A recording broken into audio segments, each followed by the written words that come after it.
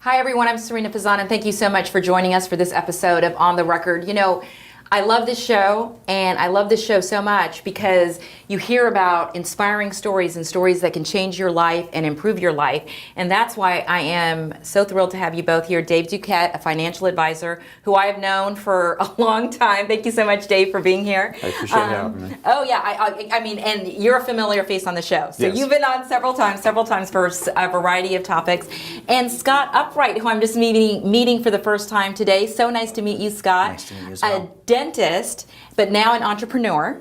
So again, this is a story of how life can change. So let's just get right into it. Scott, we talked about you being a dentist, that you were a dentist. Yep. Okay, but you're no longer a dentist. I'm a retired dentist now. I practiced for 26 years in a small town in Michigan. And I grew up on a farm. You know, it was always my dream to be a dentist, and I did it. I did it for a long time, but then I started to have some neck and back troubles, so That's what I want to talk to you about, though. Yeah. So it's not like, oh, all of a sudden, you know, I don't want to be a dentist anymore, that you're no longer a dentist. And I have to say, so you're, and this is no laughing matter or anything, but I know your name is Scott Upright, Yeah, right? yeah. And so you have back and neck injuries because you were leaning over patients all the time? that was part of it. You know, I was a pole vaulter in college, which I never had any severe injuries from that, but I do have some scoliosis, which I didn't know of when I became a dentist. And about 15 years into practicing, I started noticing numbness in my fingers, in my left arm. My left arm would ache. I'd start having trouble with my leg, same thing. I had radicular pain, which is when your arm or your leg hurts, not necessarily your back or your neck. So I started getting MRIs, X-rays, and then started getting injections from a good friend of mine, Dr. Grover, who helped me stay out of surgery for probably 10 years. And then in 2013, I had to undergo a neck fusion, 2 levels, and also a lower back fusion, 1 level. And I continued to practice for 5 years after that, thankfully. And then I had to have complete reconstruction on my lower back 2 years ago. So it was debilitating and ended your career as a dentist. Yeah, I had to retire. So I want to talk to you more about that. I'm sorry, I didn't mean to interrupt you. And you do have great teeth. So Thank clearly, you. I always I'm like Thank looking my at your parents teeth. for that. Yeah. You have great teeth. I mean, it makes it, you know, like. So anyway, but Dave, there's so much I want to talk about, and we are going to go back to that. Yeah. But Dave, okay, so tell us how you know Scott. Like you met Scott in your neighborhood, correct? Yeah, we both moved to Odessa in the same neighborhood, same street actually. I moved there 4 years ago, and you were probably right after. Right after, right? And we met at some holiday parties that our street would have, and Yeah. we just hit it off. He's a great guy, great family, and so our families get along. Our kids are around the same age, and that's how we met. So sweet, on how you met. You became friends. Yeah. So then you hear about Scott's story, right? And as a financial advisor, what are you thinking at this time? You're young. You're a young man, right? So you're thinking, okay, here he is. He has all these years left to practice as a dentist. So you take it from there. What were you thinking? Yeah, so I think Scott shared his story with me, around years ago when we first met. Mm-hmm. And obviously what I do for a living, it stood out. And more importantly, though, it was what he was doing, still, right? Like opening up the restaurants and doing things after being a practicing dentist. And so, it was interesting. And then just recently I was like, you know what? It's such a compelling story, and the help that he can provide to dentists and the understanding of how to build a practice, but also how to make sure that you're doing the right things financially so that you can be like Scott, retire early, whether it's a Whether you have to medically or necessary right. or not. Right. And then, still open up businesses and do what you love and be able to Absolutely. take care of your family appropriately. So that's where we came together again on, talking about this and trying to team up and help more people. So, and we are going to talk about that more and your path on doing that, opening up the businesses, and talk about the businesses that you have opened up. But going back to the injury, so here you are in the practice, a successful practice, thinking you're so passionate, right? So it must have been devastating at the time, though. It was. When I went through the first fusions, he told me I was a limited time, and I tried to back off my patient load. We had a very busy practice. I had a hard time getting associates to come out into rural Michigan to help me. So I was my own. I could never, get people to travel out, dentists to come out and work for me.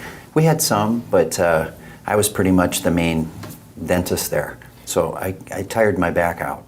So let me ask you that, going back to that question, when you said, the doctor said that you had limited time, so he basically told you at the time that you would not be able to practice dentistry anymore? Yeah, he alluded to it. At that point, he was like, we're going to see how you do. If the symptoms come back, I'm going to have to fuse you more. Because my neck already has, I already have more problems above and below the fusion. Because when you fuse two levels, the ones above and below get herniations, and I've got a pretty bad one below. But since I've stopped practicing, that's settled down, so hopefully I won't need another neck fusion.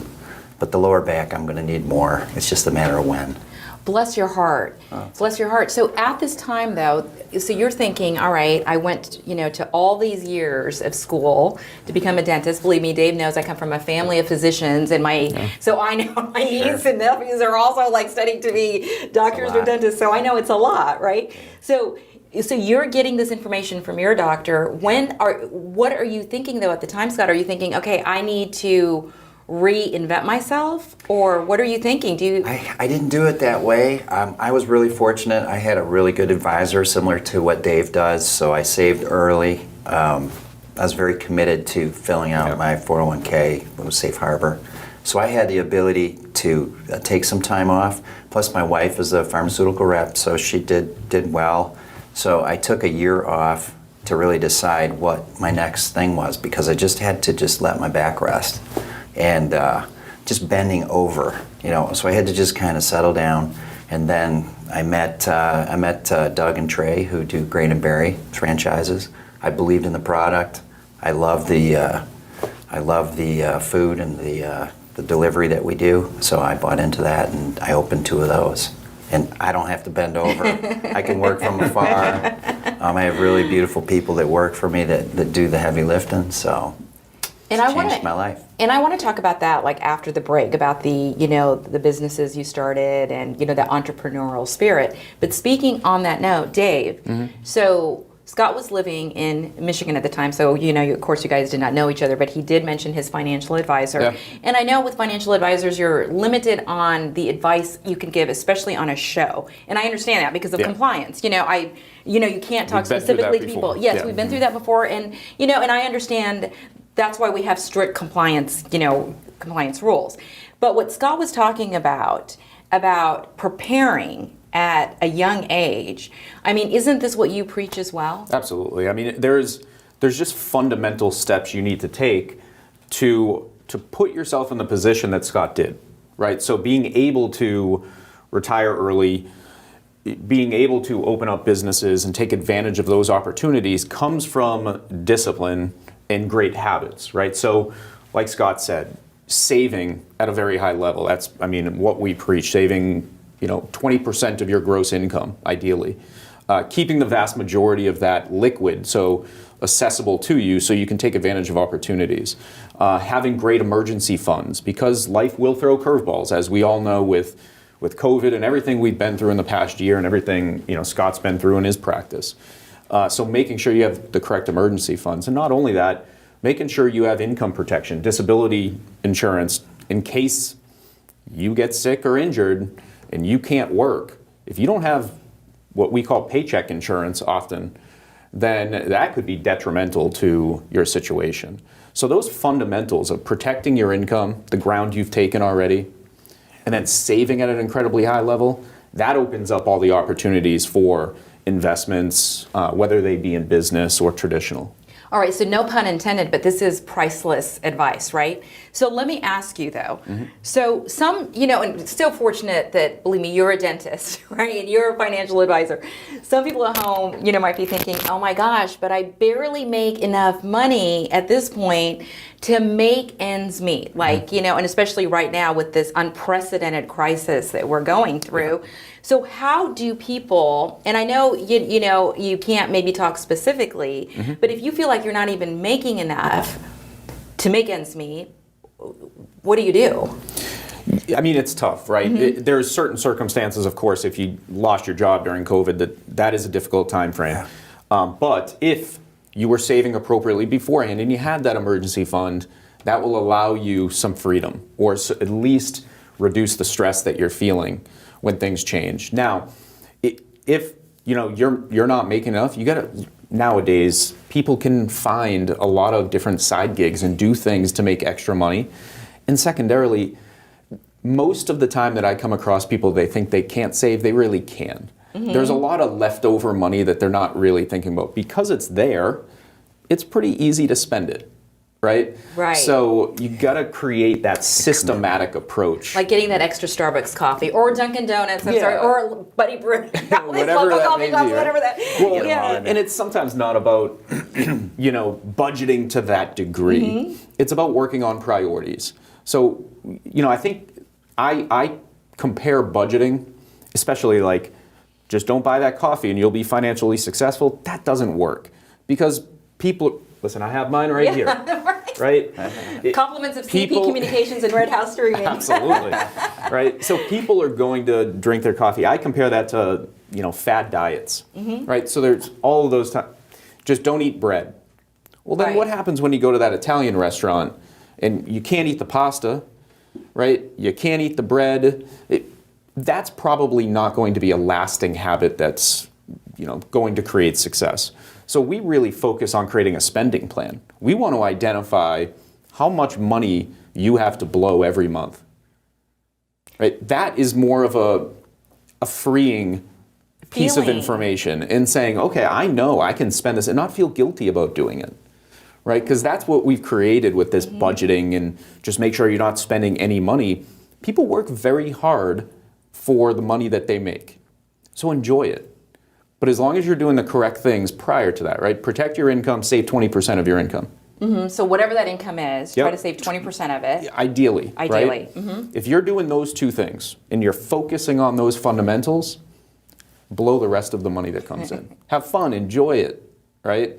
Go on vacation, buy the coffee, whatever that may be. You can now enjoy that money without feeling guilty and stressed out that you spent it. And I think, that is just, comparing it to a fad diet, I think is just like the best comparison because it's true. I think we've all gone through things where, okay, I know I have, like I'm not going to eat bread or I'm not going to eat dessert or not have that glass of wine or whatever it is, Well, one thing that you and I've always wanted to talk to you about, Dave, and I know both of you now, how old are each of your kids? But you all have kids. Mine are 5 and 6. 5 and 6. And 4 and 6. 4 and 6. So speaking of savings, right? Like, so we're adults, but the earlier we can start saving, the better, right? Correct. So, Scott and I, we're talking about working with, these dental schools and these people coming out, fresh start. You need to start day one, right? And the 401k is great. Save into that, get the match if there is one in certain companies. But you have to have that focus of saving right away. Now, just because you didn't do it in your 20s and 30s doesn't mean that you can't start in your 40s, 50s, 60s even. And that's really important to know, that it's never too late to start anything or start a good habit. It's never too late to start a good habit. Correct. It just sometimes becomes more difficult, of course. When people come into my office in their 60s stressed out about, I want to retire, and then we dig into what's going on, sometimes to, change those habits is a little bit more difficult than the younger professionals that haven't developed those bad habits. Right. So, I want to get into the businesses, of course, but and I know I keep on teasing to that, so we're going to get into that. But speaking of wanting to talk to dental students and give back, and talking to students, why is this so passionate for you, Scott? It is for me because I see a lot of young dental students. I know how much money they're paying to go to dental school. Yeah. It's a massive commitment. It's a lot of work, and you have to protect your future. I think that's what disability insurance is. As much as you say, how much can I afford? You can't afford enough. You really have to take care of yourself, because it's not like life insurance. Disability can happen in a car accident, can happen with a chainsaw, can break your arm, can be short-term disability, can be long-term. You can't bend over anymore. You can't see, maybe an eye, you lose an eye, or you have a brain injury. There's a lot of things that can happen to you. So if you're committed to that, you just say that's part of the budget, that's taken care of.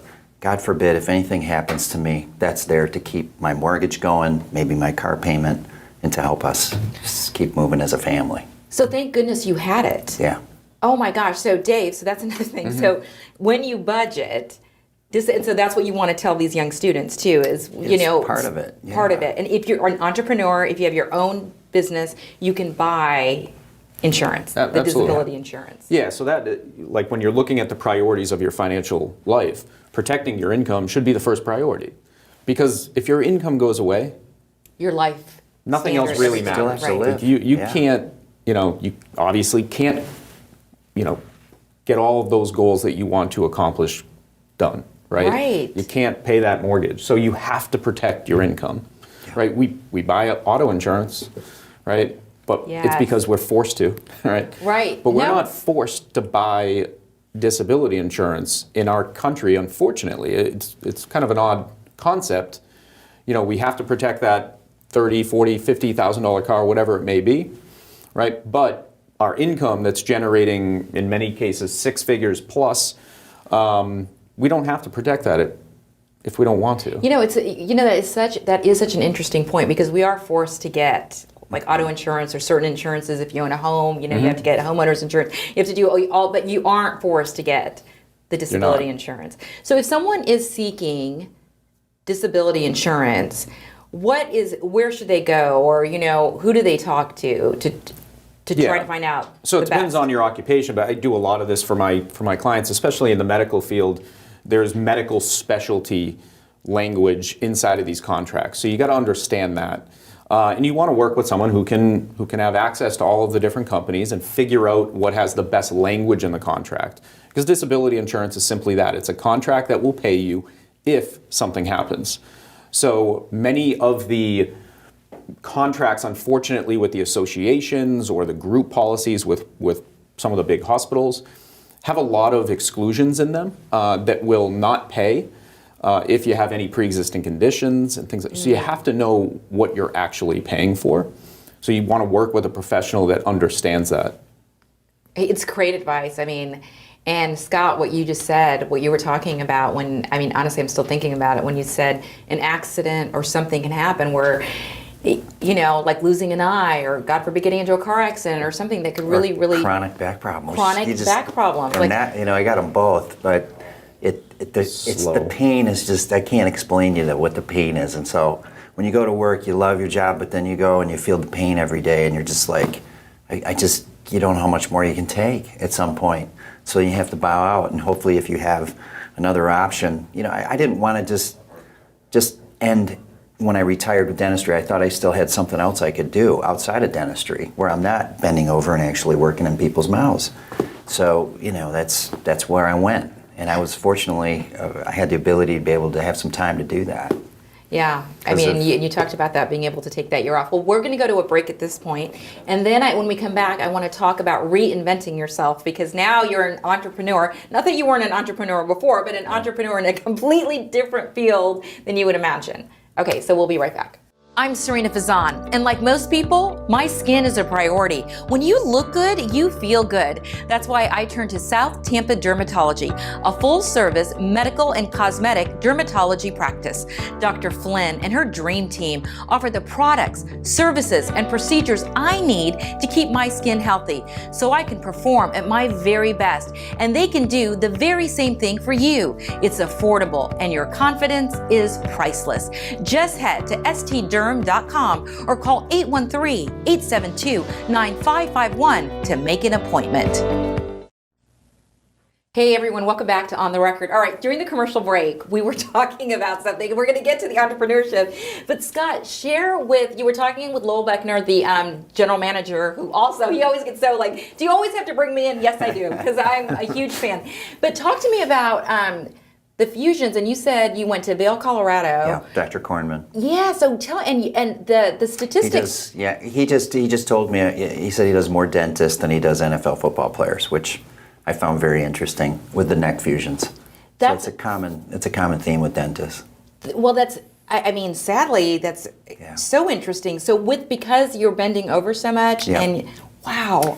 Yep, and now with more and more patients can't go as far back in the chair, so it becomes much more frustrating for us to get a good line of sight. I actually was using a video out of my light in the latter part of my career, which would show a picture up on a TV screen over the patient, so I could actually work off of that. It was really hard to do, but that gave me some more time too. So I wasn't necessarily looking in the patient's mouth as much. Mm-hmm. I think there's some future for that. But it was also good for recording what I was doing with patients, how they could see their teeth and all that. So there's technology there that can help. Yeah. And that's always so interesting because there's always new technology, always coming. But why, I can't help it, right? I'm a journalist. So when you said patients can't go far back in the chair as they used to, why is that? I think the more medical concerns, more breathing trouble. There's a lot of reasons. We're treating more elderly patients. We're living longer. So folks keeping their teeth longer. So we couldn't lay them back as far. So any dentist knows that when you can't lay them back, when you start to lay them back and they're going, oh, that's it. Oh, it's a rough day. Wow. Because we just can't see. Yeah, that's tough. So, and for lack of a better term, and I know that you, thank goodness for saving, and thank goodness for the steps you took early on, you were able to reinvent yourself, right? Sure. But talking about dentistry, do you miss it? Oh, every day. It's a heartbreaking thing for me, but my body is better. This is the only body I get to walk around this earth with. So when I made that decision, I pretty much let it go. I was a CEREC dentist, so I made my own crowns. I really love that artistic part of it. So I miss that, but and I miss my patients. I miss my team. I had some absolute beautiful ladies that I worked with for 25 or 26 years. Wow. Which is incredible. And prior to the show, you were sharing that you knew you wanted to be a dentist at a very young age, or a doctor, like at around 14 years old or something. Yeah, it was pretty early. Yeah, so speaking of that, so here you are, thinking, all right, I graduated from dental school, and how many years is dental school, and then it's 4 and 4, so 4 undergrad, then 4 in dental school. Right, so a lot of time, right? Yeah, okay, so here you are. I would imagine once you graduate, start your practice, you're thinking, all right, so this is great. I'm so passionate about what I love. This is what I'm going to continue to do until I retire. Sure. Then, sadly, for those who are just joining us, you have this injury that you can no longer practice dentistry. Yeah. You take a year off. Thankfully, because of the financial decisions you made. So what did you decide to do? Now, finally, right guys, talk about the businesses. Well, my wife walked into a restaurant in Palm Harbor. It's called Grain and Berry, and she immediately fell in love with it because we knew we were looking for something for me to do. I can't bend over and do dentistry anymore. I have to do something because you just got to keep busy. So we met Doug and Trey, and we talked to them about it. The healthy acai bowls, that's what we do. We do all kinds of different bowls, kale, pitaya, acai. And I just fell in love with it and worked with them and decided to open up my first store in Carrollwood. And then we opened a second in New Tampa. And it's been a challenging field for me because I come from the dental side. So it's more of the restaurant side, which is a different animal. But I'm learning as I go, and I'm liking doing it. Well, it's fantastic. So you opened up 2 Grain and Berries, Yeah. and you're also thinking about opening up a gym, right? We are. We're actually, my wife and I are opening up, it's called Hot Works, and that's a sauna box where you work out in infrared heat inside your own box. Like you can do cycle, you can do yoga, HIIT, Pilates, all that good stuff. So we're opening one in Odessa, and that's kind of my wife's baby. No, So- it's great, but it just shows that here you are, thinking again that you will practice dentistry until you retire, then finding a new passion, Yeah. and putting yourself into a completely different field. So it's not like you're going back into a dentistry office, say hypothetically, right, and working as the administrator for the dentistry Right, office. You've actually right. found a passion, because clearly you guys are both in great shape. So you take care of yourself and everything. So Have to. you have channeled your passion into something else. Right. So Dave, Scott was able to do that, and tell us how you can continue your dream. Exactly. Right? Well, and that's the great thing about what he's able to accomplish. It's the ability to work and open up businesses, become an entrepreneur in a completely and utterly different field than obviously what you studied and practiced for so long. But his saving habits allowed him to do that, right? Without those saving habits, you can't take advantage of opportunities when they present themselves. And that's an incredible part of his journey. Is being able to take advantage of the opportunities that, and you don't know what's going to present in front of yourself. You really don't. Yeah. Well, it's like you, Dave. You were a teacher. Yeah, exactly. Absolutely. Share your story. So here Yeah. you are. You moved right to Florida as a teacher. No, so I moved as you a were in the mortgage. East Coast. Yeah, I was grew up in north of Boston. And he's a huge Yes, Dave is a huge Tom Brady fan. Yes, I am. He Yep, wanted to be me on the too. Super Bowl Absolutely. shows. I had to buy the season tickets immediately. So I'll look forward to actually going to the games this year. So I just have to mention. So here's Dave. I've known him for a while. He's like, awesome, Tom Brady is here and getting these season tickets. He gets the season tickets, and sadly, yes, and I know that Actually, virtual COVID problems. obviously was in the middle of COVID when I bought them. But we bonded over that too because he's a Michigan guy. Yeah. Obviously, Brady went to Michigan, and huge Brady fan. So go Bucks now, still go Yes. Patriots, but Go Bucks, go right? Bucks as well. Yeah. But anyway, you were a teacher. Correct. Yeah. Well, I moved to Florida, and that was 2006, and I was in the mortgage industry, and that was a tough place to be during that 2006, 2007 range, and especially moving to Florida at that time too. So worked for a couple of companies that will go unnamed that are no longer in existence now. And then was looking for a job. My wife, who is Lindsay, a physician yeah, assistant, Lindsay, was in between figuring out if she wanted to go to medical school or PA school. She went the PA route, but before that, she was teaching 6th grade science for a couple of years. So at that time, she said, well, put your resume in everywhere. This was 2007, 2008. There was a lot of fluctuation in the job market. And I didn't know that I could actually teach in Florida without a teaching degree, but you can and get what's called an agreement to earn. So I did that and actually really enjoyed it. I love the education part of it. The system's a little bit flawed, but I love the education of it. And probably always knew that I was going to transition into something else. And really what my job is now is it's education. I was about to say, because it's teaching people. Right. Yeah, I mean, it's educating people about what they're usually most stressed about and helping Money. them through those decisions. Right? So, but yeah, it's funny where life takes you. Well, and I just think that what's so inspiring about the both of you is now you're taking your life lesson. You are, you open up these franchises, but now the two of you, right, are your friends, clearly, neighborhood friends. You never know who you can meet, but you're teaming up. Yeah. And tell us about, we know you want to go talk to students at dental, dental students, but tell us, Dave, what you guys are hoping to accomplish. Yeah, so we just think we can have a tremendous impact on dentists and the dental market, right, society.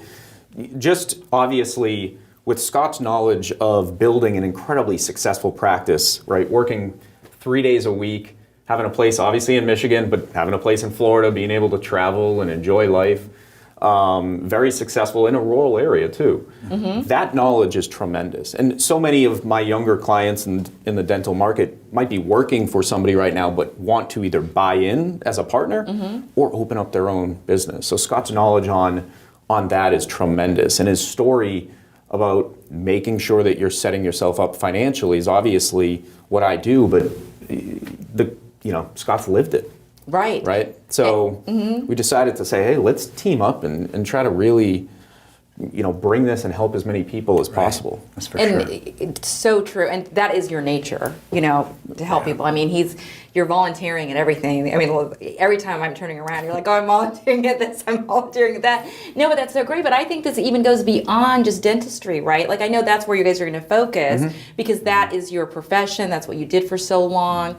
But it's going to this could be a life lesson for anybody, right? Really, the story and the habits that Scott has developed and that I teach my clients, they're applicable to anybody in any career, truthfully.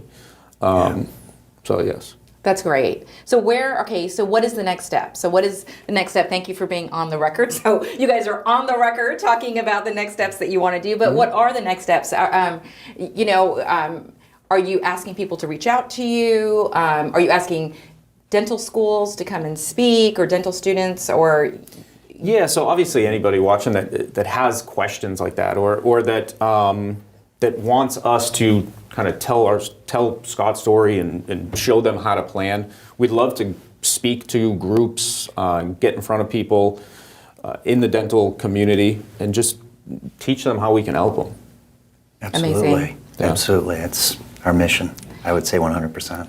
Is to help. And now you can also talk to them about opening up a grain and berry and it's a hot wax, right? It's hot. Works. Yeah, hot works. Hot works. Yeah. Sorry. I've seen it. I've actually, I've heard the name. It makes you sweat. Let me tell you, it makes you sweat. But it's good. Well, what an inspiring story. And I just think it just shows that sometimes life can throw you some pretty, tough curveballs, but it's how you prepare and plan for it. And a curveball, maybe not necessarily, you may not be expecting it, but there are things we can plan for. And the lesson to help other people. Absolutely. Any final words, guys? I mean, I just appreciate you having us on. I mean, it's always great to talk to you, and I think this is my third or fourth time. Yes, I think last time we were talking about Tiger King. Actually. Yes, we were talking about Tiger King. Listen, I think you both should come on my Love in America podcast. I've asked, so I'm putting it on the record that I want Lindsay on the show. All right, Love in America.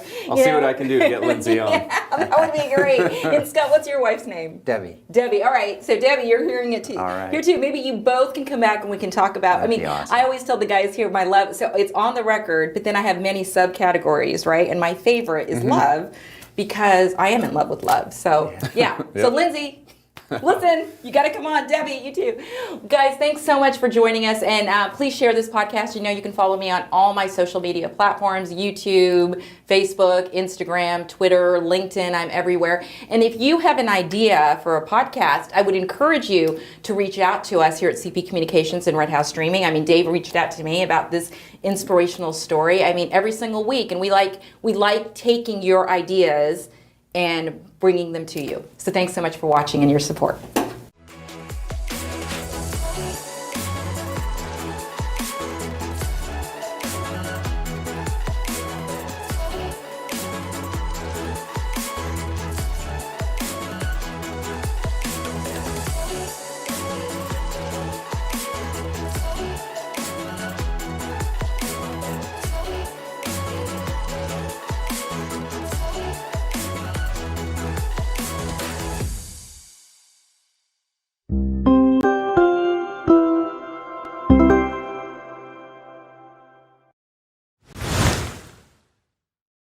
Material discussed is meant for general informational purposes only and is not to be construed as tax, legal, or investment advice. Although the information has been gathered from sources believed to be reliable, please note that individual situations can vary. Therefore, the information should be relied upon only when coordinated with individual professional advice. David is a registered representative and financial advisor of Park Avenue Securities, LLC, PAS. Securities product and advisory services offered through PAS, member FINRA, SIPC, financial representative of the Guardian Life Insurance Company of America, Guardian, New York, New York. PAS is a direct direct, wholly owned subsidiary of Guardian. Impact Medical Advisors is not an affiliate or subsidiary of PAS or Guardian.